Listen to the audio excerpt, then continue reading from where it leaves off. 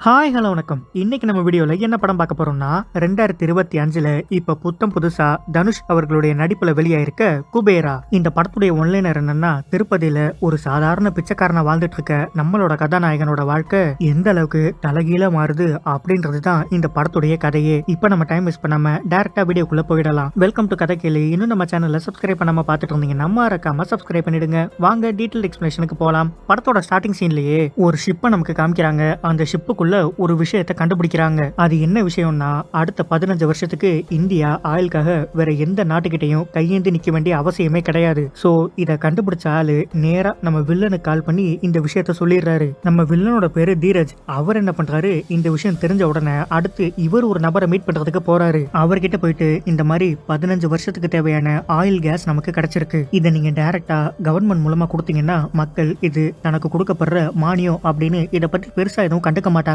இதுவே நீங்க என்கிட்ட இருந்து வாங்கி இதை கொடுத்தீங்கன்னா இதனால நம்ம ரெண்டு பேருமே நிறைய ப்ராஃபிட் பார்க்கலாம் அப்படின்னு சொன்னா, அதுக்கு ஆப்போசிட்ல இருக்கவரு சரி அதுக்கு நீங்க கொஞ்சம் செலவு பண்ணணுமே, யாருக்கு எவ்வளவு கொடுக்கணும்னு மட்டும் சொல்லுங்க, மிச்சதெல்லாம் நான் பாத்துக்கிறேன். அது மட்டும் இல்ல, இந்த ஆயில் கண்டுபிடிச்சாச்சு அப்படின்னு யாருக்கெல்லாம் தெரியுமோ அவங்க எல்லாரையும் நான் போட்டு தள்ளிடுறேன், பிரஸ்ஸையும் நான் சமாளிச்சுக்கிறேன் அப்படின்னு அந்த இடத்த விட்டு கிளம்பி வராரு. இப்ப அந்த ஆயில் முதல்ல எங்க கண்டுபிடிச்சாங்க, அந்த ஷிப்ல தானே கண்டுபிடிச்சாங்க. சோ அவங்க எல்லாருக்குமே இந்த விஷயம் தெரியும். முதல்ல அவங்க எல்லாரையும் போட்டு தள்ளணும்னு அந்த ஷிப்ல பாம்பை வச்சு மொத்த ஷிப்பையும் வெடிக்க வச்சிடறாரு. இப்ப இதெல்லாம் நம்ம வில்லனோட கைக்கு வரணும்னா இவர் கொஞ்சம் பணம் செலவு பண்ணணும் அப்படின்னு சொல்லியிருந்தாருல.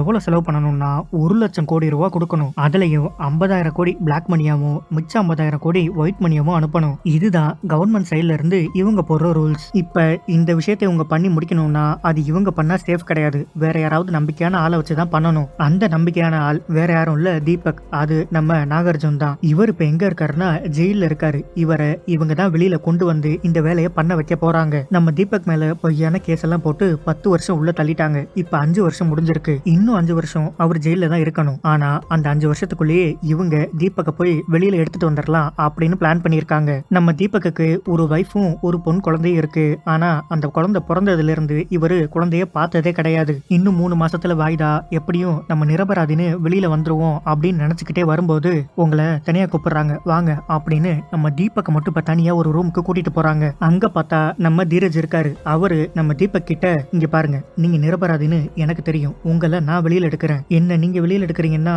இதனால உங்களுக்கு என்ன கிடைக்கும், நீ எனக்காக வேலை செய்யணும், உங்களுக்காக என்னால வேலை செய்ய முடியாது, ஏன்னா நீங்க ரொம்ப தப்பானவங்க. இங்க பாரு, நான் சொல்றத ஒரு நிமிஷம் நல்லா கவனி. நான் மட்டும் உன்னை இப்ப வெளியில எடுக்கலன்னா இன்னும் 10 வருஷம் நீ ஜெயிலுக்குள்ளே இருப்ப. அதெல்லாம் இல்ல, உண்மை ஜெயிக்கும்னு எனக்கு தெரியும். கண்டிப்பா இன்னும் 3 மாசத்துல நான் வெளியில வந்துருவேன். அப்படியா, இங்க பணம் இருந்தாதான் உன்னால வெளியில வர முடியும், நீ எப்படி வெளியில வரன்னு நான் பாக்குறேன் அப்படின்னு சொல்லிட்டு நம்ம தீரஜ் கிளம்பி போயிடுறாரு. நம்ம தீரஜ் சொன்ன மாதிரியே தீபக்கு இன்னும் 7 வருஷம் ஜெயில் தண்டனை கொடுத்துட்டாங்க. இப்ப நம்ம தீபக்கு வேற வழியே இல்லாம தீரஜுக்கு கால் பண்ணி நீங்க என்ன வெளியில எடுங்க, நீங்க என்ன வெளியில எடுத்த நிமிஷத்துல இருந்து உங்களுக்காக நான் வேலை செய்யறேன் அப்படின்னு சொன்ன உடனே நம்ம தீரஜும் தீபக்க இப்ப ஜெயில இருந்து வெளியில எடுத்துறாரு. நம்ம தீபக் வெளியில வந்த உடனே அவர் ஃபேமிலி கூட கொஞ்சம் டைம் ஸ்பெண்ட் பண்ணிட்டு நேரா தீரஜை மீட் பண்றதுக்காக போறாரு. நம்ம தீரஜும் தீபக் கிட்ட எல்லா விஷயத்தையும் சொல்லி முடிச்ச உடனடியா 1,00,000 ரூபாய் டிரான்ஸ்ஃபர் பண்ணணுமா? ஆமா, இதெல்லாம் எதுக்காக, ஏன் எதுக்குன்னு எதுவுமே கேட்க கூடாது. எனக்காக வேலை செய்யறேன்னு சொன்னீங்கல்ல, நான் என்ன சொன்னாலும் கண்ணை மூடிட்டு அதை நீங்க செய்யணும். இதுக்கு முன்னாடி நீங்க சிஐடி ஆபீசரா இருந்திருக்கலாம், ஆனா இப்ப கிடையாது. சரி, 1,00,000 கோடி ரூபாய் டிரான்ஸ்ஃபர் பண்ணணும், ஆனா இது போலீஸ்க்கு தெரிஞ்சா நீங்க மாட்டக்கூடாது. அப்படின்னா உங்களுக்கு சம்பந்தமே இல்லாத ஒரு 4 பினாமியை பிடிச்சு அவங்க அக்கௌண்ட்ல இந்த பணத்தை போட்டு அவங்க மூலமா தான் இந்த பணத்தை டிரான்ஸ்ஃபர் பண்ணணும். சரி, சம்பந்தமே இல்லாத அவங்க பேர்ல இவ்வளவு பணத்தையும் போட்டா அவங்க இந்த பணத்தெல்லாம் அடிச்சிட்டு தப்பிச்சு போயிட மாட்டாங்களா? அப்படி தப்பிச்சு போகாத ஆளதான் நம்ம பிடிக்கணும். அது எப்படி பிடிக்க போறோம், அதை நான் பாத்துக்கிறேன் அப்படின்னு சொல்லிட்டு தீபக் கிளம்பி வராரு. அவர் கார்ல வந்துட்டு இருக்கும்போது ஒரு பிச்சைக்காரங்க வந்து இவர்கிட்ட காசு கேட்கறாங்க. அப்பதான் இவருக்கு ஒரு ஐடியா வருது, பேசாம நம்ம பிச்சைக்காரங்களை பினாமி ஆக்கிட்டா என்ன அப்படின்னு மறுபடியும் தீரஜை மீட் பண்ண போறாரு. நமக்கு 4 பினாமி கிடைச்சாச்சு. அது வேற யாரும் இல்ல, பிச்சைக்காரங்க. என்னது பிச்சைக்காரங்களா? ஆமா, அவங்களுக்குன்னு ஒரு ஐடென்டிட்டிஸை நம்ம கிரியேட் பண்ணுவோம். அவங்க பேர்ல பேங்க்ல பணத்தை போடுவோம். அவங்களுக்கு தான் பேங்க்னா என்ன, டிரான்சாக்ஷன் என்ன அப்படின்னு எதுவுமே தெரியாது. நம்மளை எதிர்த்து கேள்வியும் கேட்க மாட்டாங்க. வேலை முடிஞ்ச உடனே அவங்கள திருப்பி அமைச்சிடலாம். என்ன சொல்றீங்க? எனக்கும் இந்த பிளான் ரொம்ப நல்லதா தான் தோணுது. சரி, நீங்க ப்ரொசீட் பண்ணுங்க அப்படின்னு நம்ம தீபக்க வெளியில போக சொல்லிடுறாங்க. அவர் கிளம்பி வெளியில போனதுக்கு அப்புறம் தீரஜ் இருக்காருல்ல, அவரு தன்னோட அப்பா கிட்ட தீபக் பிளான் பண்ண மாதிரியே எல்லாத்தையும் பண்ணலாம், ஆனா அதுல ஒரு சின்ன சேஞ்ச். வேலை முடிஞ்சதுக்கு அப்புறம் அந்த பிச்சைக்காரங்க எல்லாரையும் நம்ம கொண்டுடணும், பாக்கி வச்சோம்னா நமக்கு தான் பிரச்சனை அப்படின்னு சொல்லிட்டு இருக்காரு. கட் பண்ணா அப்படியே நமக்கு திருப்பதியை காமிக்கிறாங்க. இங்கதான் நம்ம தனுஷ் பிச்சைக்கார பிச்சைக்காரரா இருக்காரு. அவர் பிச்சை எடுத்துட்டு இருக்க பக்கத்திலேயே இப்ப ஒரு ஆக்சிடென்ட் ஒன்று நடந்துருது. ஒரு பணக்கார வீட்டு காரு ஒரு பிச்சைக்காரனை அடிச்சு போட்டுட்டு போயிடுறான். அந்த பிச்சைக்காரரும் அந்த இடத்துலயே இறந்து போயிடுறாரு. குப்பை அள்ளுவாங்கல்ல அவங்கள சொல்லி இந்த டெட் பாடியை கொஞ்சம் தூக்கி எடுத்து போடுங்க அப்படின்னா அவங்க இந்த பிச்சைக்காரனை தொடக்கூட மாட்டேங்கிறாங்க. இந்த பிச்சைக்காரங்களே வயசான ஒருத்தர் இருக்காரு. அவரு இவனை கொண்டு போய் கட்டைய வச்சு எரிச்சிருங்க, அப்பதான் அடுத்த ஜென்மத்திலேயாவது இவன் பிச்சைக்காரனா பிறக்காம இருப்பான் அப்படின்னு சொன்ன உடனே நம்ம தனுஷ் இருக்காருல்ல, அவரோட பேரு தேவா, அவர் கொண்டு போய் அதே மாதிரி கட்டையெல்லாம் வச்சு அவரை நல்லபடியா எரிச்சிடுறாரு. இப்ப நைட்டு இவங்க எப்போதும் தங்குற இடத்துக்கு இப்ப வந்து உட்கார்ந்து இருக்காங்க.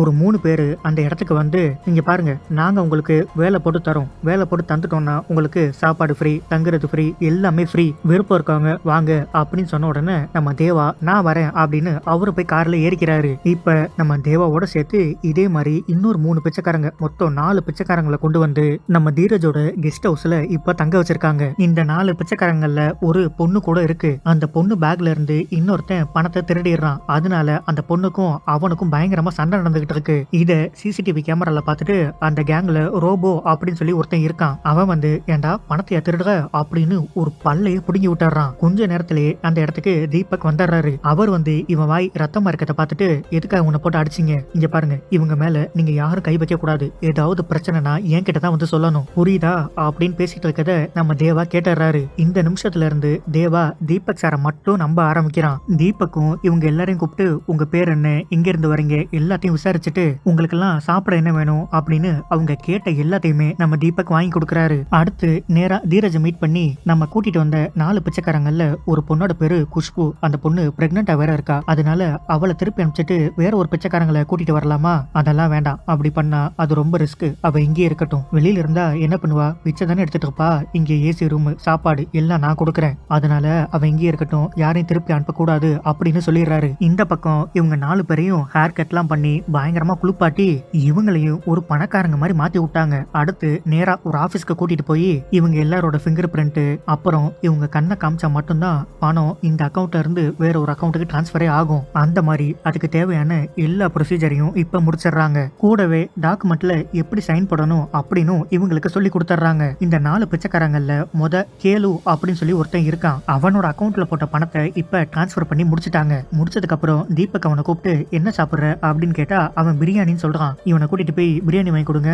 அப்படின்னு சொன்ன உடனே அவங்களும் இப்ப கூட்டிட்டு போறாங்க. கூட்டிட்டு போனவங்க சாப்பாடை வாங்கி கொடுத்துட்டு நடுக்கடல்ல அவனை புடிச்சு தள்ளியும் விட்டுறாங்க. ஒரு பெரிய சுறாமீன் வந்து அவனை கடிச்சு அங்கேயே கொன்னுடுது. இங்க நம்ம தேவா வெயிட் பண்ணி பண்ணி பாக்குறாரு. ஆனா கேளு கடைசி வரைக்கும் அந்த ரூமுக்கு வரவே இல்லை. இவங்களுக்கு ஒரு பட்டன் போன்ல கால் பண்ணவும் அவங்க சொல்லி கொடுத்துருப்பாங்க. நம்ம தேவா என்ன பண்றாரு, உடனே தீபக்கு கால் பண்ணி கேளு இன்னும் ரூமுக்கு வரல அப்படின்னு சொன்ன உடனே தீபக் புரிஞ்சுக்கிறாரு. நேரா தீரஜ் கிட்ட போயிட்டு கேளுவ என்ன பண்ணீங்க அப்படின்னு கேக்குறாரு. அவரும் நடந்ததெல்லாம் சொன்ன உடனே நம்ம என்ன டீலிங் பேசியிருந்தோம், டிரான்சாக்சன் முடிஞ்சதுக்கு அப்புறம் அவங்கள உயிரோட அனுப்புறது தானே நம்மளோட பிளான், ஆனா அவங்கள உயிரோட விட்டா நமக்கு சேஃப் கிடையாது, அதனாலதான் அவனை போட்டு தள்ளிட்டேன். இங்க பாருங்க நான் தப்பு பண்றேன்னு ஒத்துக்கிட்டேன், அதுக்காக அப்பாவிங்கள கொல்லுவேன்னு நான் ஒத்துக்கல, இதை என்னால பண்ண முடியாதுன்னா ஓகே, அப்ப நீங்க திருப்பியும் ஜெயிலுக்கு போக தயாரா, அதுக்கப்புறம் உங்க வைஃபையும் குழந்தையும் நீங்க பாக்குறதுக்கு 7 வருஷம் ஆகும், யோசிச்சு முடிவிடுங்க அப்படின்னா நம்ம தீபக்குக்கும் இப்ப என்ன பண்றதுன்னே தெரியல. எதுவும் பேச முடியாம இவரு நேரா இப்ப வீட்டுக்கே வந்துடுறாரு. அடுத்து அதுல 3வது பிச்சைக்காரர் இருக்கான்ல,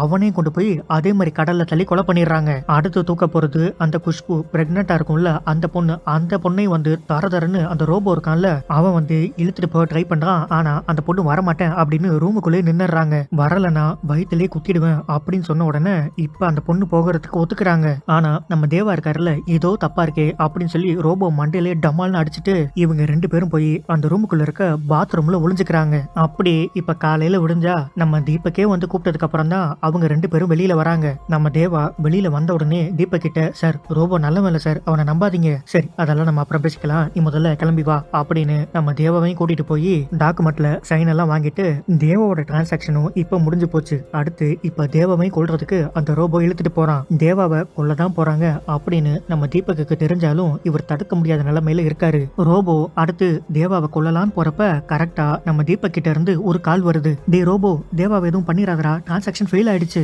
உடனடியா அவன் இங்க கூட்டிட்டு வா அப்படின்னு சொன்ன உடனே ரோபோவும் திரும்பி பாக்குறான். பார்த்தா நம்ம தேவாவை காணோம். இந்த விஷயம் தீபக்கு தெரிஞ்சு அவர் நேரா கிளம்பி இங்க வந்து ரோபோவை போட்டு பயங்கரமா திட்டாரு. டேய் எங்கட தப்பிக்க விட்ட அவனை, இப்ப அவனை எங்கடா போய் பிடிக்கிறது, சார் அவன் ஒரு சாதாரண பிச்சைக்காரன், எங்க போயிட போறான், அதெல்லாம் ஈஸியா பிடிச்சிடலாம் வாங்க அப்படின்னு தேவாவை தேடுறதுக்கு ஆரம்பிக்கிறாங்க. நம்ம தேவா இருக்காருல்ல, அவரு நேரா வந்து இப்போ ஒரு ரயில்வே ஸ்டேஷன்ல உட்கார்றாரு. அங்கதான் நம்ம ராஷ்மிகாவும் இருக்காங்க. அவங்க உட்காந்து அழுதுட்டு இருக்காங்க. என்ன காரணம்னா இன்னைக்கு நைட்டு லாஸ்ட் ட்ரெயின்ல இவங்க பாய் ஃப்ரெண்டோட தப்பிச்சு போறதுதான் இவங்களோட பிளான். ஆனா இவங்க மட்டும் தான் உட்காந்துருக்காங்க. அந்த பாய் ஃப்ரெண்டு கடைசி வரைக்கும் வரவே இல்ல. உடனே அழுதுகிட்டே இவங்க ஃப்ரெண்டுக்கு கால் பண்ணி அவனை நம்பி நல்லா ஏமாந்துட்டேன்டி, கடைசி வரைக்கும் அவன் வரவே இல்ல. சரி இப்ப நீ தனியா இந்த ராத்திரியில என்ன பண்ண போற? நீ ஒண்ணு பண்ணு, உடனே கிளம்பி எங்க வீட்டுக்கு வந்துரு அப்படின்னு சொல்லிட்டு அந்த பொண்ணு போனை வச்சிடறாங்க. இவங்க அவன் ஏமாத்திட்டானே அப்படின்ற சோகத்துல சாகலாம் அப்படின்னு தண்டவாளத்து பக்கத்துல போய் நிக்கிறாங்க. நம்ம தேவா தான் போய் அவங்கள காப்பாத்தி கூட்டிட்டு வந்து இப்ப உட்கார வச்சிருக்காரு. ஏங்க எதுக்குங்க சாக போனீங்க? நீங்க எதுக்கு என்ன காப்பாத்துனீங்க அப்படின்னு சொல்லிட்டு நம்ம ராஷ்மிகா கோவமா கிளம்பி போறாங்க. நம்ம தேவாவும் பின்னாடியே வந்து அம்மா போன் மட்டும் கொடுங்களேன், தீபக் சாருக்கு போன் பண்ணிட்டு தரேன் அப்படின்னு போனை வாங்கி இவர் போனும் பண்றாரு. ஆனா அந்த டைம் நம்ம தீபக்கால போன் அட்டன் பண்ண முடியல. திரும்பி வந்து போனை பாக்குறாரு. ஒரு அன்னோன் நம்பர்ல இருந்து கால் வந்திருக்கு. வாய்ஸ் மெசேஜை வச்சு இத தேவா தான் பண்ணிருக்கான் அப்படின்னு இவர் கண்டுபிடிச்சு இந்த நம்பரை உடனடியே ட்ராக் பண்ணுங்க அப்படின்னு இந்த நம்பரை இப்ப ட்ரேஸ் பண்ணவும் ஆரம்பிச்சிட்டாங்க. நம்ம தேவா ராஷ்மிகா கிட்ட அம்மா என்ன எங்கேயாவது ஒரு மசூதி பக்கத்துல இறக்கி விடுறீங்களா, அங்கதான் சாப்பாடு போடுவாங்க, ரொம்ப பசிக்குது அப்படின்னு கேட்ட உடனே இவங்களே ஆட்டோல ஏத்தி நம்ம தேவாவை இப்ப கூட்டிட்டும் போறாங்க. அதே மாதிரி மசூதி பக்கத்துல இறக்கி விட்டுட்டு இவங்க தன்னோட ஃப்ரெண்டு வீட்டுக்கு போயிடுறாங்க. அடுத்த நாள் காலையில போனை ட்ராக் பண்ணி நம்ம தீபக் நேரா அந்த ஃப்ரெண்டோட வீட்டுக்கே வந்துட்டாங்க. யாரு நீ, எதுக்காக ஸ்டேஷன்ல அந்த டைம்ல நீ இருந்த, இவனை பாத்தியா அப்படின்னு தேவாவோட போட்டோவை காமிச்சு கேக்குறாங்க. இவங்க பாய் ஃப்ரெண்டு கிட்ட ஏமாந்து இங்க வீட்டுக்கு வந்திருக்காங்க அப்படின்னு அந்த ஃப்ரெண்டோட அப்பா அம்மாக்கு தெரியாது. இவங்க திருன்னு முழிச்சுக்கிட்டே இருக்கவும் சரி தனியா வந்து உண்மையெல்லாம் சொல்லு அப்படின்னு இவங்கள தனியா கூட்டிட்டு போறாரு. நம்ம ராஷ்மிகாவும் நடந்த எல்லா விஷயத்தையும் இப்ப தீபக் கிட்ட சொல்லி முடிக்கிறாங்க. ஓ மசூதி பக்கத்துல தான் இறக்கி விட்டியா, சரி ஓகே நான் பாத்துக்கிறேன் அப்படின்னு தீபக்கும் அங்கிருந்து கிளம்பிடுறாரு. நம்ம தேவாவும் கரெக்டா மசூதியில தான் உட்காந்து இப்ப சாப்பிட்டுட்டு இருக்காரு. கரெக்டா ரோபோவோட ஆளுங்கெல்லாம் அங்க வந்துட்டாங்க. அவங்கள பார்த்த உடனே தண்ணிக்குள்ளேயே குதிச்சு நீந்தி கரையோரமா வந்து இப்ப தப்பிச்சிட்டாரு. இங்க நம்ம ராஷ்மிகா ஒரு ஃப்ரெண்டு வீடு அப்படின்னு சொல்லி வந்தாங்கல்ல, அவங்க அப்பா அம்மா எல்லாம் உண்மையிலேயே இந்த பொண்ணுக்கு என்ன பிரச்சனை, எதுக்காக இங்க வந்திருக்கா, இவளை தேடி எதுக்காக அத்தனை பேர் இங்க வரணும், இது ஏதோ பிரச்சனை இருக்குன்னு தோணுது, அதனால இந்த பொண்ணு இனிமே இந்த வீட்டுல இருக்க கூடாது அப்படின்னு அவங்கள அந்த வீட்டை விட்டு வெளியில அமிச்சிடுறாங்க. இவங்களும் வெளியில வராங்க. கரெக்டா பார்த்தா நம்ம தேவா அங்க நிக்கிறாரு. அவரு மறுபடியும் மேடம் மேடம் அப்படின்னு பின்னாடியே வந்து போன் கேட்டுக்கிட்டே இருக்காரு. மேடம் போன் தாங்க மேடம், தீபக் சாருக்கு கால் பண்ணணும், அந்த ரோபோ குஷ்புவை கொண்டுடுவான். யாரா தீபக், யாரு ரோபோ, யாரு குஷ்பு, நான் எதுக்காக உனக்கு போன் தரணும், அதெல்லாம் தர முடியாது அப்படின்னு இவங்க ஒரு உமன்ஸ் ஹாஸ்டல்ல ஸ்டே பண்ணலாம் அப்படின்னு இப்ப ஹாஸ்டலுக்குள்ள போயிடுறாங்க. தேவா தொலைஞ்சு போன விஷயம் இன்னும் நம்ம தீரஜுக்கு தெரியாது. தீரஜ் தீபக்கு கால் பண்ணி என்ன அமௌண்ட்லாம் டிரான்ஸ்ஃபர் பண்ணியாச்சான்னு கேட்டா இல்ல இன்னும் தேவாவோட அமௌண்ட் மட்டும் இருக்கு, சீக்கிரமா டிரான்ஸ்ஃபர் பண்ணுங்க, ஏன் இன்னமும் வச்சிருக்கீங்க, ஓகே இன்னைக்கு நைட்டுக்குள்ள எப்படியாவது பண்ணிடுறேன் அப்படின்னு சொல்லி சமாளிச்சிடுறாரு. அடுத்து குஷ்புவை கூட்டிட்டு போய் அதே மாதிரி சைன் எல்லாம் வாங்கி குஷ்புக்கும் அமௌண்ட் டிரான்ஸ்ஃபர் இப்ப முடிஞ்சு போச்சு. குஷ்புக்கு ஆல்ரெடி தெரியும் இவங்க கூட்டிட்டு போய் என்னமோ பண்ணிடுறாங்க அப்படின்னு. அதனால தீபக் சார் கிட்ட சார் என்ன எதுவும் பண்ணிடாதீங்க சார், என்னை நம்பி வயித்துல ஒரு குழந்தை வேற இருக்கு, தயவு செஞ்சு என்ன கொண்டுடாதீங்க அப்படின்னு சொல்லி பயங்கரமா கெஞ்சுறாங்க. கட் பண்ணா நம்ம தேவா இருக்காருல்ல, அவருக்கு ஞாபக சக்தி கொஞ்சம் அதிகம். அவர் என்ன பண்றாரு, கெஸ்ட் ஹவுஸை கண்டுபிடிச்சு ஒரு வழியா இப்ப கெஸ்ட் ஹவுஸுக்கு வந்துடுறாரு. தீபக் சாரை பார்க்கணும் அப்படின்னு உள்ள வந்த உடனே தேவா வந்துட்டான்டா அப்படின்னு தீபக் சார் ரோபோவோட ஆளுங்க எல்லாருக்கும் இன்ஃபர்மேஷன் போயிடுது. இவர் மேல போய் பாக்குறாரு, அங்க குஷ்புவை காணோம். அவங்க ஒரு பண பெட்டி ஒண்ணு வச்சிருப்பாங்க, அது மட்டும் தான் அங்க இருக்கு. சோ நம்ம தேவா புரிஞ்சுக்கிறாரு இவங்க குஷ்புவை ஏதோ பண்ணிட்டாங்க அப்படின்னு. அப்படியே ஜன்னல் வெளியில பார்த்தா ரோபோவும் தீபக்கும் க்ளோஸா நின்னு பேசிட்டு இருக்கதை இவர் பாத்துறாரு. இதுல இருந்து இன்னொரு விஷயத்தை புரிஞ்சுக்கிறாரு, இவங்க எல்லாருமே கூட்டுதான் நம்ம தான் இங்க வந்து மாட்டிக்கிட்டோம் அப்படின்னு. அதே மாதிரி அந்த ரூம்ல ஒரு பாத்ரூம் இருக்கும்ல, அதுக்குள்ள போய் நம்ம தேவா ஒளிஞ்சுக்கிறாரு. தீபக் சாரே வந்து எவ்வளவு கூப்பிட்டாலும் சார் நான் உங்களை நம்ப மாட்டேன், நீங்களும் அவங்களோட ஆளுங்க தானே, எங்களுக்கு தெரிஞ்சு போச்சு, குஷ்பு மாசமா இருக்கா, அவளை எதுவும் பண்ணிடாதீங்கன்னு உங்கள்கிட்ட சொல்லிட்டு தானே சார் போனேன், அவ எங்க சார், இங்க பாரு நீ சொன்ன மாதிரி ரோபோ நல்லவன் கிடையாது, அவ இங்க வந்தா நம்ம துரத்திடலாம், நான் பாத்துக்கிறேன், நீ முதல்ல வெளியில வா அப்படின்னு எவ்வளவு சொன்னாலும் நம்ம தேவாட்ட கேட்காம பாத்ரூம்ல ஜன்னல் ஓட்டு இருக்கு, அது வழியா தப்பிச்சு இப்ப வெளியில ஓடி போயிடுறாரு. இவங்க பாத்ரூம் கதை உடைச்சிட்டு உள்ள வந்து பார்த்தா உள்ள தேவாவை காணோம்.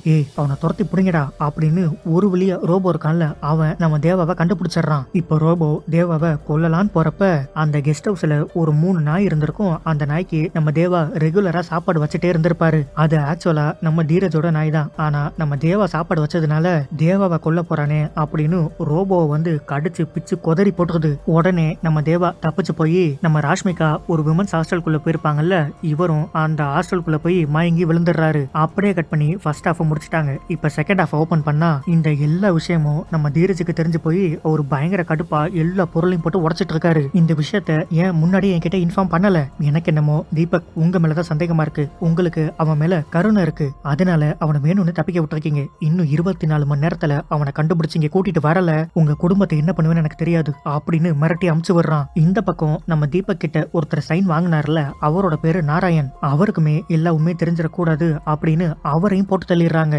நம்ம தீபக் நேரா ரோபோ கிட்ட போயிட்டு, டேய் அந்த தேவாவை எந்த ஊர்ல இருந்து கூட்டிட்டு வந்தீங்க? சார் அவனை திருப்பதியில இருந்து கூட்டிட்டு வந்தோம் அப்படின்னா அவன் கண்டிப்பா அங்கதான் தப்பிச்சு போயிருக்கணும், வாங்க அங்க போய் கேட்கலாம் அப்படின்னு நேரா கிளம்பி இப்ப திருப்பதிக்கே போறாங்க. இந்த பக்கம் நம்ம தேவா உமன்ஸ் ஹாஸ்டல்ல போய் மயங்கி விழுந்தாருல, நம்ம ராஷ்மிக்கு தான் கூட்டிட்டு வந்து இப்ப ஹாஸ்பிட்டல்ல அட்மிட் பண்ணிருக்காங்க. இவங்களோட ஆளுங்க எல்லாருமே இப்ப திருப்பதிக்கு வந்து அந்த பிச்சைக்காரங்களே பெரியவர் ஒருத்தர் இருப்பாரு அப்படின்னு சொல்லியிருந்தேன்ல, அவர்கிட்ட வந்து தேவா இப்ப எங்க இருப்பான் அப்படின்னு கேட்டா அவர் உட்காந்து தேவாவோட வரலாறெல்லாம் சொல்லிக்கிட்டு இருக்காரு. ஏன்னா இவருக்குமே இப்ப தேவா எங்க இருக்கான் அப்படின்னு எக்ஸாக்டா லொகேஷன் தெரியாது. இந்த பக்கம் நம்ம ராஷ்மிகா இருக்காங்கல்ல, அவங்க தான் தேவாக்கான ஹாஸ்பிட்டல் பில்லு எல்லாத்தையுமே பே பண்ணிக்கிட்டு இருக்காங்க. இவரு பங்குக்கு கொஞ்சம் காசு கொடுக்கறாரு. எந்த காசுன்னா அந்த குஷ்பு ஒரு பெட்டி வச்சிருப்பாங்கல்ல, அந்த பெட்டியை தான் கொடுக்கறாரு. பில் எல்லாம் பே பண்ணிட்டு இவங்க ஹாஸ்டலுக்கு வந்ததுக்கு அப்புறம் தீபக் மறுபடியும் நம்ம ராஷ்மிகாக்கு கால் பண்ணி அவன் மறுபடியும் உன்னை பார்க்க வந்தானா அப்படின்னு கேட்டா இவங்க நான் தேவாவை பார்க்கவே இல்ல அப்படின்னு சொல்லிடுறாங்க. அடுத்த நாள் ஹாஸ்பிட்டலுக்கு போய் தேவாவை பார்க்கலாம் அப்படின்னு போனா அங்க தேவாவை காணோம். நர்ஸு கிட்ட கேட்டா அவர் அப்பவே கிளம்பி போயிட்டாரு அப்படின்னு சொல்லிடுறாங்க. சரி நம்ம ஹாஸ்டலுக்கே போயிடலாம் அப்படின்னு திருப்பி ஹாஸ்டலுக்கு வந்தா நம்ம தேவா கரெக்டா அங்கதான் நிக்கிறாரு. ஏய் என்ன நீ, உனக்காக ஹாஸ்பிட்டல் பில் எல்லாம் நான் பே பண்ணிருக்கேன், என்கிட்ட ஒரு வார்த்தை கூட சொல்லாம நீ பாட்டு கிளம்பி வந்துட்ட. நான் உங்களை பாக்குறதுக்கு தான் இங்க கிளம்பி வந்தேன், இந்தாங்க உங்களுக்கு பிரியாணி கூட வாங்கிட்டு வந்திருக்கேன். ஏய் உனக்காக நான் கஷ்டப்பட்டு ஹாஸ்பிட்டல் பில் எல்லாம் கட்டினா நீ பிரியாணி வாங்கி காசை கறி ஆக்கிக்கிட்டு இருக்க. இங்க பாரு தீபக் சார் உன்னை கேட்டு கால் பண்ணாரு, ஆனா நான் உன்னை பார்க்கவே இல்லைன்னு சொல்லிட்டேன். அதுக்கப்புறம் இதோட உனக்கும் எனக்கும் எந்த சம்மந்தமும் கிடையாது, ஒழுங்கா திருப்பதிக்கு பஸ் பிடிச்சு கிளம்பிடு. இல்ல வேண்டாம், எனக்கு தீபக் சார் என்னமோ திருப்பதியில இருக்க மாதிரி சந்தேகம் இருக்கு, நீ வேற ஏதாவது ஊருக்கு தப்பிச்சு போயிடு. வேற ஏதாவது ஊருக்கா? வேற ஊர்ல எனக்கு யாரையுமே தெரியாது, இங்க மட்டும் உனக்கு யார தெரியும்? உங்களை தெரியும்ல மேடம். டேய் நீ யாருன்னே முத எனக்கு தெரியாது, இந்தா இது என் பாய் ஃப்ரெண்டுக்காக நான் வாங்கின ட்ரெஸ், அவன் என்னை ஏமாத்திட்டான், அதனால இந்த ட்ரெஸ்ஸை நீயே போட்டுக்கோ, இதோட உனக்கும் எனக்கும் எந்த சம்மந்தமும் கிடையாது அப்படின்னா தேவா போகாம திருப்பி இவங்க பின்னாடியே வந்துகிட்டு இருக்காரு. டேய்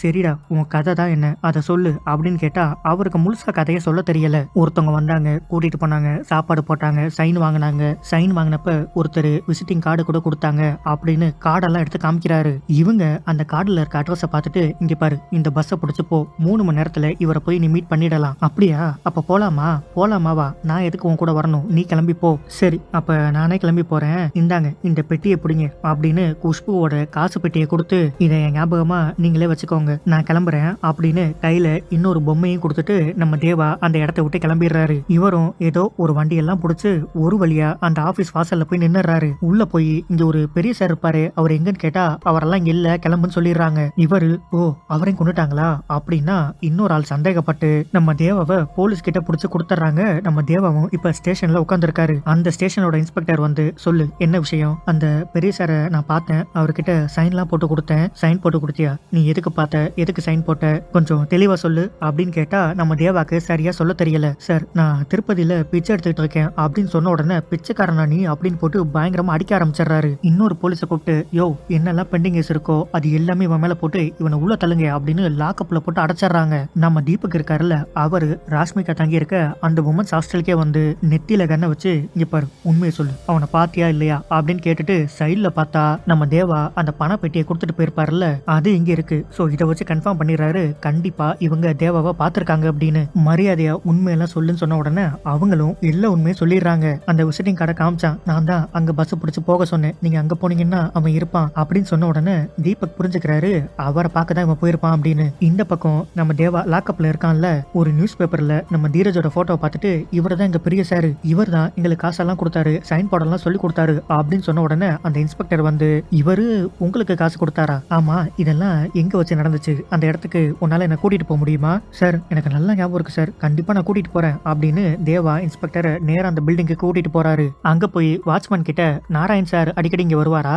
ஆமா சார் அப்பப்ப வந்துட்டு போவாரு, வேற யாரெல்லாம் இங்க வருவா அப்படின்னா அவர் சொல்றதுக்கு தயங்குறாரு. யோ உண்மையை சொல்லியா, பொண்ணுங்க யாராவது வந்து ஓல்டு மார்க் அப்படின்னு சொன்னா அந்த பொண்ணுங்களை நாங்க உள்ள விட்டுடுவோம், சரி நான் உள்ள போய் செக் பண்ணணும் அப்படின்னு இந்த போலீஸும் இப்ப உள்ள போய் செக் பண்ணிட்டு இருக்காரு. அந்த பக்கம் நம்ம தீபக் இருக்காருல்ல, அவர் அந்த ஆபீஸ்க்கே போய் தேவா இங்க வந்தானு கேட்டா ஆமா வந்தான், ஆனா அவனை நாங்க போலீஸ்ல புடிச்சு கொடுத்துட்டோம் அப்படின்னு சொல்லிடுறாங்க. இந்த இன்ஸ்பெக்டர் வந்து அந்த ரூம் ஃபுல்லா செக் பண்ணி பாக்குறாரு. உள்ள பார்த்தா பெட்டியா பணம், தங்க கட்டி எல்லாமே இருக்கு. இத பார்த்த உடனே இவனுங்க தப்பான வேலை ஏதோ பண்றானுங்க அப்படின்னு இந்த இன்ஸ்பெக்டர் புரிஞ்சுக்கிறாரு. இங்க நம்ம தீபக் இப்ப நேரா ஸ்டேஷனுக்கே வந்து அங்க இருக்க ஒரு கான்ஸ்டபிள் கிட்ட இன்ஸ்பெக்டர் சார் எங்க அப்படின்னு அப்படின்னு கேட்டா, சார் அவரு அந்த நாராயண் கேஸ் விஷயமா வெளியில போயிருக்காரு, அதுவும் ஒரு பிச்சைக்காரனோட போயிருக்காரு சார் அப்படின்னு உண்மையை தீபக் கிட்ட சொல்லிடுறாரு. இங்க நம்ம இன்ஸ்பெக்டர் தேவா கிட்ட உன்னை அவங்க எதுக்கு துரத்துறாங்க அப்படின்னு எக்ஸ்பிளைன் பண்ண ஆரம்பிக்கிறாரு. என்னோட கெஸ் படி நீ அவங்களோட பினாமியா இருக்கணும். உன் பேர்ல பேங்க்ல அவங்களோட பணம் கோடி கோடியா இருக்கு. என்னது, என்கிட்ட கோடி கோடியா இருக்கா? சார் அதெல்லாம் எதுவும் இல்ல சார், என்கிட்ட பணமே இல்ல. உன்கிட்ட இல்லடா, உன் பேர்ல பேங்க்ல போட்டு வச்சிருக்காங்க. இது மாதிரி பிச்சைக்காரங்களெல்லாம் கூட்டிட்டு வந்து அவங்களுக்கு ஃப்ரீயா சாப்பாடு, தங்குறதுக்கு இடம் இதெல்லாம் கொடுத்து அவங்க உங்களை பினாமியா யூஸ் பண்ணிப்பாங்க. இப்ப அவங்களோட பணம் உனகிட்ட இருக்கு, அதனாலதான் உன்னை துரத்துறாங்க. அவங்களோட பணம் அவங்க கைக்கு கிடைக்கிற வரைக்கும் உன்னை கொல்ல மாட்டாங்க, அதனால நீ பயப்படாத. சார் அந்த பணம்லாம் எனக்கு வேணாம் சார், அந்த பணத்தெல்லாம் அவங்களே எடுத்துக்க சொல்லுங்க, என்ன உயிரோட விட சொல்லுங்க. சரிடா நான் பாத்துக்கிறேன் அப்படின்னு இவர் கிளம்பி வரும்போது தீபக் இன்ஸ்பெக்டரோட போனை ட்ரேஸ் பண்ணி கரெக்டா இந்த பில்டிங்க்கு வந்துடுறாரு. நம்ம தேவா தீபக்க பார்த்த உடனே, சார் இவரை நம்பாதீங்க, இவருமே அவங்க கேங்ல சேர்ந்த ஒரு ஆளு தான். யாராவது கிட்ட வந்தீங்கன்னா என் கண்ணை நான் குத்திக்குவேன், என் கண்ணு இருந்தா தானே என் கிட்ட இருக்க பணத்தை உங்களால எடுக்க முடியும், கண்ணை குத்திக்குவேன் அப்படின்னு சொல்லி மிரட்டுறாரு. நம்ம தீபக்கும் தேவா கிட்ட, தேவா அந்த மாதிரி எதுவும் பண்ணிராத, உன்னை நான் எதுவும் பண்ண மாட்டேன், தயவு செஞ்சு கீழே இறங்கி வா அப்படின்னா இந்த இன்ஸ்பெக்டருமே, ஏய் எல்லாரும் தள்ளி போங்க, அவன் இப்ப என் கஸ்டடியில இருக்கான், உங்களால எதுவும் பண்ண முடியாது அப்படின்னு தீபக்க தேவா கிட்ட நெருங்கவே விட மாட்டேங்கிறாரு. நம்ம தீபக்கும் வேற வழியே இல்ல, தேவாவை எப்படியாவது இன்னைக்கு நம்ம புடிச்சே ஆகணும் அப்படின்னு அந்த இன்ஸ்பெக்டரே சுட்டு கொன்னுறாரு. இத பார்த்துட்டு நம்ம தேவா பயந்து போய் அந்த பில்டிங் மேல இருந்து கீழே குதிச்சு தப்பிச்சு ஓடி போயிடுறான். தீரஜும் 24 மணி நேரத்துக்குள்ள அவனை பிடிச்சு கொண்டு வரணும், இல்லன்னா உன் குடும்பத்தை ஏதாவது பண்ணிடுவேன் அப்படின்னு சொல்லி மிரட்டி இருந்தான்ல. 24 மணி நேரமும் இப்ப முடிய போது, குடும்பத்தை ஏதாவது பண்ணிடுவானோ அப்படின்னு நம்ம தீபக்கு இப்ப நேரா கிளம்பி வீட்டுக்கு போறாரு. இங்க நம்ம தேவாக்கு வேற யார தெரியும், மறுபடியும் அவரு ராஷ்மிகாவையே தேடி வந்துடுறாரு. டேய் இதுக்கிட்ட மறுபடியும் என்ன தேடி வந்த? மேடம் அவங்க எல்லாம் எதுக்கு என்ன துரத்துறாங்கன்னு எனக்கு தெரிஞ்சு போச்சு, என்கிட்ட கோடி கோடியா பணம் இருக்கான், அது அவங்களுக்கு வேணும், அதுக்காக தானே துரத்துறாங்க. இதையெல்லாம் எதுக்கிட்ட என்கிட்ட சொல்லிட்டு இருக்க, முதல்ல இங்க இருந்து கிளம்புடா அப்படின்னு சொன்ன உடனே இவரு கிளம்பி வந்துடுறாரு. போனவரு திருப்பியும் அவங்க கிட்ட வந்து, மேடம் நீங்க என் கூட வந்துருங்க, இல்லன்னா அவங்க உன்னை கொன்னுடுவாங்க. அவங்க என்ன கொன்னுடுவாங்களா? எதுக்கு என்ன கொல்லணும்? ஆமா உண்மையெல்லாம் இன்ஸ்பெக்டருக்கு தெரிஞ்சிச்சா அவரை கொன்னுட்டாங்க, இப்ப உண்மையெல்லாம் உங்களுக்கு தெரிஞ்சு போச்சா உங்களையும் கொன்னுடுவாங்க. எந்த உண்மை? எந்த உண்மையும் எனக்கு தெரியாது, நான் தான் சொன்னேனே கோடி கோடியா பணம் என்கிட்ட இருக்குன்னு. டேய் இதெல்லாம் எதுக்கிட்ட என்கிட்ட சொன்ன அப்படின்னு பேசிட்டு இருக்கும்போது ரோபோவோட ஆளுங்க எல்லாம் வந்துடுறாங்க. மேடம் மேடம் வாங்க தப்பிச்சு போயிடலாம் அப்படின்னு ரெண்டு பேரும் இப்ப ஓட ஆரம்பிக்கிறாங்க. அவங்களும் பின்னாடி ஃபாலோ பண்ணிக்கிட்டே வராங்க. இந்த பக்கம் நம்ம தீபக்கு ரொம்ப கில்ட்டா ஃபீல் ஆகிக்கிட்டே இருக்கு. நம்மளால இத்தனை பேரோட உயிர் போய்கிட்டே இருக்கு, இதுக்கு மேலேயும் இந்த தப்பை நம்ம செய்யக்கூடாது, மறுபடியும் நம்ம போலீஸா களத்துல இறங்குவோம் அப்படின்னு சிஐடி ஆபீசரா இவர் இப்ப களத்துல இறங்குறாரு. இவங்க ரெண்டு பேரும் எந்த வண்டியில தப்பிச்சு போறது அப்படின்னு தெரியாம ஒரு குப்பை வண்டியில ஏறி உட்காந்துடுறாங்க. இந்த குப்பையெல்லாம் கொட்டுவாங்கல்ல அந்த இடத்துல வந்து இப்ப இறங்கிடுறாங்க. டேய் உன் கூட சேர்ந்து எதுக்குடா நானும் ஓடிட்டு இருக்கேன், நான் என்ன தப்புடா பண்ணேன், நீ ஒருத்தன் தப்பிக்கணுங்கிறதுக்காக எத்தனை பேரை கொண்டுட்டு இருக்கேன்னு உனக்கு தெரியுதா அப்படின்னு கேட்ட உடனே நம்ம தேவா ஒரு மாதிரி ஃபீல் ஆகி, சரி நானே தீபக் சாருக்கு கால் பண்றேன் அப்படின்னு இவங்க போன்ல இருந்து கால் பண்ணிடுறாரு. கால் பண்ணி, தீபக் சார் அந்த பணத்தெல்லாம் நீங்களே எடுத்துக்கோங்க, என்ன உயிரோட மட்டும் விட்டுருங்க, நான் வந்துடுறேன் அப்படின்னு இவங்க பேசிட்டு இருக்கும்போது ராஷ்மிகா வந்து, டேய் எதுக்கிட்ட போனை ஆன் பண்ண, போனை வச்சு நம்மள ட்ரேஸ் பண்ணி இங்க வந்துருவாங்க அப்படின்னு மறுபடி போனை சுவிட்ச் ஆஃப் பண்ணிட்டு அந்த இடத்த விட்டு ஓட ஆரம்பிக்கிறாங்க. அப்படி ஓடி வந்துட்டு இருக்கும்போது ஒரு பிச்சைக்காரன் அதே மாதிரி அந்த இடத்துல இறந்து போயிருக்காரு. குப்பை வண்டியில தூக்கி போடும்போது நம்ம தேவா அந்த இடத்துக்கு போய், சார் குப்பை வண்டியில எல்லாம் தூக்கி போடாதீங்க, உங்களுக்கு எவ்வளவு பணம் வேணாலும் நான் தரேன், கொஞ்சம் வெயிட் பண்ணுங்க அப்படின்னு ராஷ்மிகாவை கூட்டிட்டு அந்த பில்டிங்ல ஓல்டு மார்க் அப்படின்னு சொன்னா பொண்ணுங்களை உள்ள விடுவேன் அப்படின்னு அந்த வாட்ச்மேன் சொல்லியிருந்தாருல்ல, இவங்களை விட்டு ஓல்டு மார்க்னு சொல்லுங்களேன் அப்படின்னு சொல்லி இவர் நேக்கா உள்ள பூந்துடுறாரு. அவங்களும் பின்னாடியே ரூமுக்குள்ள வந்துடுறாங்க. அந்த ரூமுக்குள்ள போய் பார்த்தா அதே மாதிரி பணம், தங்க கட்டி எல்லாமே இருக்கு. அந்த பிச்சைக்காரனை அடக்க மாட்டதுக்கு தேவையான பணத்தை மட்டும் நம்ம தேவை எடுத்துக்கிட்டு, இதுல இருந்து உங்களுக்கு எவ்வளவு பணம் தேவைப்படுதோ அவ்வளவு பணத்தையும் நீங்க எடுத்துக்கோங்க, இதுக்கப்புறம் உங்களுக்கு எனக்கும் எந்த சம்பந்தமும் இல்ல, எனக்கு இவ்வளவு பணம் மட்டும் போதும் அப்படின்னு கொஞ்சம் பணத்தை மட்டும் எடுத்துக்கிட்டு நம்ம தேவா அங்க இருந்து கிளம்பிடுறாரு. இந்த பணத்தை கொண்டு போய் அவங்க கிட்ட கொடுத்து, இந்த சாவை நீங்க பயங்கரமா செலிப்ரேட் பண்ணுங்க அப்படின்னு சொன்ன உடனே அதே மாதிரி அந்த பிச்சைக்காரனோட சாவை இவங்க பயங்கரமா செலிப்ரேட் பண்ண ஆரம்பிக்கிறாங்க. அப்பதான் நம்ம தேவாக்கே புரியுது, காசு இருந்தா நம்மள எல்லாரும் மதிக்கிறாங்க அப்படின்னு. அன்னைக்கு நைட்டு தீபக்கு கால் பண்ணி, சார் இந்த காசு மொத்தமும் எனக்கு வேணும் அப்படின்னு சொல்றாரு. என்னது, ஒரு பிச்சைக்காரனுக்கு 10,000 கோடி வேணுமா? ஆமா 10,000 கோடி எனக்கு வேணும். இந்த உலகத்துல இருக்க எல்லா பிச்சைக்காரங்களுக்கும் சாப்பாடு, துணிமணி, மருத்துவ செலவு அப்படின்னு எல்லாத்தையும் நான் பாத்துப்பேன். என் அக்கௌண்ட்ல இருக்க அந்த பணம் எனக்கு கிடைச்சிச்சுன்னா அதை வச்சு எல்லாத்தையுமே நான் பாத்துக்குவேன், எனக்கு இந்த பணம் வேணும் அப்படின்னு சொல்லிட்டு டக்குன்னு காலை கட் பண்ணிடுறாரு. இது எல்லாத்தையும் தீரஜும் கேட்டுக்கிட்டு தான் இருக்கான். டேய் ஒரு பிச்சைக்காரன் என்கிட்ட இப்படி பேசிட்டு இருக்கான், அவன் எங்க இருந்தாலும் உடனே புடிச்சு கொண்டு வாங்கடா அப்படின்னு மறுபடியும் தேட ஆரம்பிக்கிறானுங்க. நம்ம தேவா ராஷ்மிகாவை மீட் பண்றதுக்கு மறுபடியும் அதே பில்டிங்க்கு வராரு. மேடம் உங்களுக்கு எவ்வளவு பணம் வேணுமோ அந்த எல்லா பணத்தையும் எடுத்துட்டு முதல்ல நீங்க இங்க இருந்து கிளம்புங்க, நான் இங்க இருந்து வர மாட்டேன், ஏன்னா இந்த மொத்த பணமும் எனக்கு வேணும். இந்த உலகத்துல இருக்க எல்லா பிச்சைக்காரங்களுக்கும் நான் காசு தர போறேன், ஆனா இந்த காசு என் கைக்கு வரணும்னா தீபக் சாரை நான் மீட் பண்ணணும், அதனால அவரை நான் தேடி கண்டுபிடிக்க போறேன். டேய் அவங்க ஆளுங்க எல்லாரும் சேர்ந்து உன்னை தேடிட்டு இருக்காங்க, நீ அவரை பிடிக்க போறியா? ஆமா, அவரை பிடிச்சாதான் இந்த மொத்த காசு எனக்கு கிடைக்கும், அதனால நான் அவரை தேடி பிடிக்க தான் போறேன். அப்படின்னா நீ என்னமோ பண்ணிட்டு போ, நான் கிளம்புறேன் அப்படின்னு சொல்லி இவங்க கிளம்பிடுறாங்க. ஆனா போனவங்க திரும்பி வந்து, டேய் என்னால உன்னை அப்படியே விட்டுட்டு போக முடியலடா. சரி நீ தீபக் சாரை எப்படி கண்டுபிடிக்க போற? நான் கண்டுபிடிக்க தேவையில்ல, அவங்களே என்ன தேடி வருவாங்க, போன் பண்ணிருக்கேன்ல, கண்டுபிடிச்சு வருவாங்க அப்படின்னா அவங்களும் அதே மாதிரி ட்ராக் பண்ணி இந்த லொகேஷனுக்கு வந்துடுறாங்க. லொகேஷனுக்கு வந்துட்டு அந்த இடம் பூரா தேடிட்டு இருக்காங்க. நம்ம தேவா எங்க இருக்காருன்னா ஒரு தென்னை மரத்து மேல உட்கார்ந்து இருக்காரு. தீபக் சாரோட ஆளுங்க எல்லாம் அந்தந்த பக்கம் போய் தேடிட்டு இருக்கும்போது இவர் நைஸா யாருக்கும் தெரியாம கீழே வந்து ஒரு கல் எடுத்து தீபக் அடிச்சு இந்த வீட்டுக்கு கூட்டிட்டு வந்துடுறாரு. நம்ம தீபக் கண்ணை முழிச்சு பார்த்தா எதுக்கு தேவாவும் ராஷ்மிகாவும் உட்கார்ந்து இருக்காங்க. சார் எனக்கு அந்த மொத்த பணமும் வேணும், நீங்க நினைச்சா அந்த பணம் என் கைக்கு வரும், அந்த பணத்தை எல்லாம் எடுத்து கொடுங்க. டேய் என்னடா முட்டாள் மாதிரி பேசிட்டு இருக்க, அந்த பணத்தை தொட்டா என்ன ஆகும்னு உனக்கு தெரியுமா? என்ன ஆனாலும் பரவாயில்ல, எனக்கு அந்த பணம் வேணும். உங்களை நம்பி தானே சார் உங்க கூட வந்தோம், ஆனா இங்க எல்லாருமே கொல்ல பார்த்திருக்கீங்கல்ல. டேய் அவங்க உன்னை கொல்ல போறாங்கன்னு எனக்கு தெரியாதுடா, தெரிஞ்சிருந்தா இந்த டீலுக்கு நான் ஓகே சொல்லிருக்கவே மாட்டேன். போய் சொல்றீங்க, அவங்க எங்களை கொல்ல போறாங்கன்னு உங்களுக்கு நல்லாவே தெரியும். குஷ்பு பிரெக்னெண்டா இருக்கா, அவளை எதுவும் பண்ணாதீங்கன்னு கெஞ்சனல்ல சார், அவளையும் கொண்டுட்டீங்கல்ல. டேய் குஷ்பு சாகலடா, அவங்களுக்கு தெரியாம அவளை நான் பத்திரமா வச்சிருக்கேன். நானும் இப்ப அவங்க சைடு இல்ல ஒரு போலீஸா மாறிட்டேன். அவன் பண்ண ஸ்கேம் எல்லாம் வெளியில கொண்டு வர்றதுக்கு உங்களை அவன் கெஸ்ட் ஹவுஸ்ல வச்சிருந்த சிசிடிவி ஃபுட்டேஜ் எல்லாமே நான் ரெடி பண்ணி வச்சிருக்கேன். இப்ப ஆதாரம் எல்லாமே அவனுக்கு எதிரா இருக்கு. நான் சொல்றத நம்பு, தயவு செஞ்சு இந்த விலங்க அவுத்து விடு. குஷ்பு இருக்க இடத்துக்கு நான் உன்னை கூட்டிட்டு போறேன். சரி சார், அப்படின்னா குஷ்புவை முதல்ல என் கண்ணில் காட்டுங்க, அப்பதான் நீங்க சொல்றத உண்மை நான் நம்புவேன் அப்படின்னு சொன்ன உடனே நம்ம தீபக்கும் குஷ்பு இருக்க அந்த ஹாஸ்டலுக்கு கூட்டிட்டு போறாரு. உண்மையிலே குஷ்பு இன்னும் உயிரோட தான் இருக்காங்க. இவங்க அந்த சந்தோஷத்துல இருந்து வெளியில வர்றதுக்குள்ளேயே தீரஜோட ஆளுங்க எல்லாம் அங்க வந்துடுறாங்க. இப்ப இவங்க 3 பேரும் தப்பிச்சு போறதுக்கு நம்ம தீபக் தான் ஹெல்ப் பண்றாரு. யாரெல்லாம் குஷ்புவையும் தேவாவையும் கொல்லணும்னு வராங்களோ அவங்க எல்லாரையுமே நம்ம தீபக் சுட்டு கொன்னுறாரு. ஆனா இதுல சோகம் என்னன்னா கடைசியில நம்ம தீபக்குமே இந்த கன் ஷாட்ல இறந்து போயிடுறாரு. இந்த பக்கம் நம்ம குஷ்புக்குமே இப்ப டெலிவரி பெயின் வந்துடுது. ஒரு வழியா அவங்க குழந்தைய பத்தி எடுத்துறாங்க. ஆனா குஷ்பு இறந்து போயிடுறாங்க. இதனால அந்த தீரஜ ஏதாவது பண்ணியே ஆகணும் அப்படின்னு நம்ம தேவா என்ன பண்றாரு, இவர் அக்கௌண்ட்ல பேங்க்ல கோடி கோடிய பணம் இருக்குல்ல, அந்த பணம் எல்லாத்தையும் கொண்டு வந்து தீரஜோட வீட்டு வாசல்ல கொட்டிட்டு போயிடுறாரு. இந்த நியூஸ் பயங்கரமா நியூஸ்ல எல்லாம் பேசப்பட்டு இருக்கு. அது போக நம்ம தீபக் தீரஜுக்கு எதிரா என்னென்ன ஆதாரம் எல்லாம் ரெடி பண்ணி வச்சிருந்தாரோ அதை ஒரு பென்ட்ரைவா போட்டு நம்ம தேவா தீரஜோட வீட்டுக்கு அனுப்பி வைக்கிறாரு. இது எல்லாத்தையும் தீரஜ் பார்த்துட்டு இருக்கும்போது தேவா கிட்ட இருந்து கால் வருது. சார் என்ன சார், நான் அனுப்பின வீடியோ எல்லாம் பாத்தீங்களா?